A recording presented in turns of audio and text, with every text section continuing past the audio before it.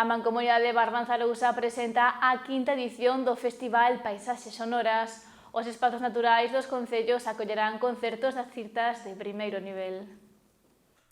O Festival Paisaxes Sonoras celebra a súa quinta edición cun cartel cheo de artistas de primeiro nivel. Celebrarase entre os días 23 e 25 de agosto nos 4 concellos da Mancomunidade Barbanza Arousa. O obxectivo da iniciativa é a mesma que no 2020. Poñer en valor os municipios do Barbanza. Xa estamos na quinta edición e continuamos coa mesma filosofía e coa mesma razón de ser coa que naceu no ano 2020, cando estábamos en plena pandemia, que é poñer en valor o noso territorio a través da música, a través da paisaxe e a través da gastronomía.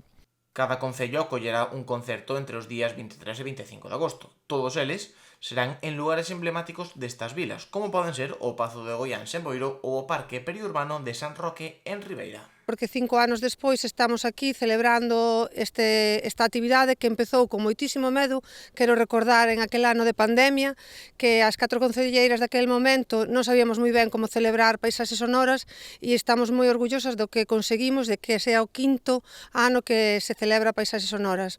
Comenzamos o primeiro día, o venres, en Boiro, que este ano cambiamos de ubicación, sempre estábamos levando paisaxes sonoras para a nosa parroquia de Cabo de Cruz, porque é un sitio maravilloso, pero este ano Abraham Cupeiro, que vai a ser o que nos teñamos en Boiro, o artista que nós temos en Boiro, pois queremos que o entorno maravilloso para ese concerto é o Pazo de Goiáns. Estamos encantados de presentar de novo outra edición, a quinta xa deste Festival de Paisaxes Sonoras, que no caso de Ribeira vamos a repetir esta vez o espazo dentro de San Roque, xa que nos parece que o pulmón verde de Ribeira hai que ir pouco a pouco recuperando este espazo para que os veciños veñan e disfruten del.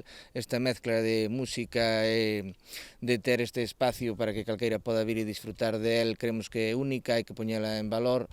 Os artistas que van a vir dende o venres hasta o domingo para todo o festival son de primeiro nivel e estamos encantados co traballo que se fixo e animamos a todos os veciños a que veñan a disfrutar e que sean unhas xornadas excepcionales. A mensaxe que se manda dende os concellos é clara: xuntar a cultura co patrimonio natural destes municipios. De aí as escollas destes espazos, como poden ser tamén o de Punta Cabío ou o Pazo de Rianxiño. O obxectivo deste festival é un pouco encadrar a cultura co patrimonio natural que temos, darlle ese valor ao patrimonio natural, porque temos sitios maravillosos na nosa zona e dar a coñecer ese territorio, non acompañado de música. Sobre todo de música tamén hai que decir que queremos darlle ese valor á nosa lingua, música en galego, e a grupos tamén. No caso da Pobra do Caramiñal vamos a ter a de Rápans o sábado 24 no lugar en Punta de Cabío, e darlle esa importancia aos grupos emerxentes, non? É dicir que este ano cambiamos de ubicación, pasamos do sitio emblemático como é o Porto de Taragoña, este ano trasladámonos ao Pazo de Rianxiño.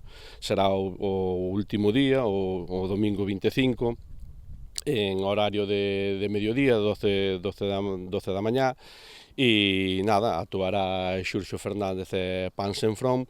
Nós creemos que o Pazo de Rianxiño é un sitio que se presta ideal para este tipo de eventos e nada, invitar a todo o mundo que veña, que disfrute das paisaxes sonoras e que disfrute do entorno que ten o Pazo de Rianxiño.